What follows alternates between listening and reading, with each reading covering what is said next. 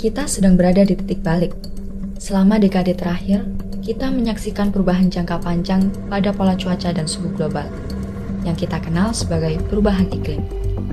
Ini bukan fenomena alami biasa, aktivitas manusia, pembakaran bahan bakar fosil, deforestasi besar-besaran, hingga asap industri telah menyelimuti atmosfer kita dengan gas rumah kaca. Gas-gas ini menjebak panas, memaksa planet kita menghangat lebih cepat dari sebelumnya. Namun, di balik hiruk-pikuk di daratan, ada raksasa biru yang diam-diam menanggung beban terberat dari semua ini. Itulah lautan kita. Laut adalah penjaga keseimbangan. Ia menyerap sebagian besar panas berlebih dari atmosfer. Namun, kapasitas ini ada batasnya. Akibatnya, suhu permukaan laut terus merangkak naik, menciptakan efek domino yang merusak. Kenaikan suhu ini bukan sekedar angka di atas kertas. Ia mengubah parameter oseanografi secara mendasar, mulai dari salinitas, arus laut, hingga pola angin global. Di tengah perubahan badai ini, ada satu ekosistem yang paling rentan, terumbu karang. Meski tampak seperti hamparan batu di dasar laut, terumbu karang sebenarnya adalah koloni organisme hidup yang sangat kompleks.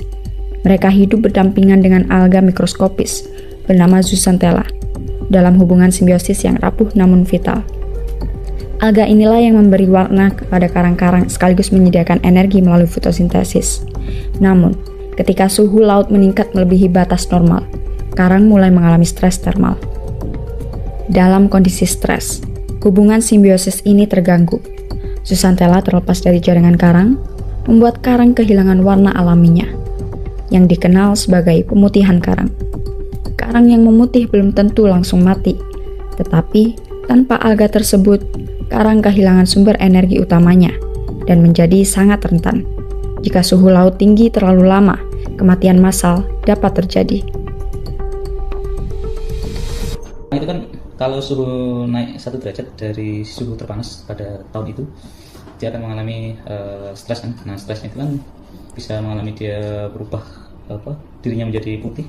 Sebenarnya itu yang terjadi adalah, intinya adalah zooxanthellanya yang ada dalam tubuhnya itu bisa mati atau bisa pergi itu kan, atau bisa rusak sehingga warnanya akan berubah menjadi stres. Karena stres itu dia akan menjadi warna yang berubah menjadi putih. Karena itu. Tekanan tidak berhenti hanya pada suhu. Lautan yang menyerap karbon dioksida menjadi lebih asam, sebuah fenomena yang disebut pengasaman laut. Kondisi ini menurunkan ketersediaan ion karbonat yang sangat dibutuhkan karang untuk membangun kerangka kalsium karbonat mereka. Tanpa kerangka yang kuat, struktur terumbu menjadi rapuh dan mudah hancur. Bagaimana kerusakan terumbu karang itu berdampak pada ketahanan pangan untuk masyarakat pesisir, Pak? Jelas, karena terumbu karang, ingat terumbu karang adalah sokok buru atau tulang punggungnya dari terumbu karang itu.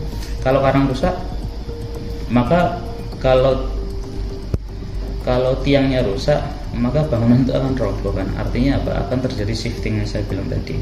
Sedangkan ikan, kemudian produk-produk lainnya itu kan berada di daerah terumbu karang. Kalau terumbu karangnya rusak, maka yang jelas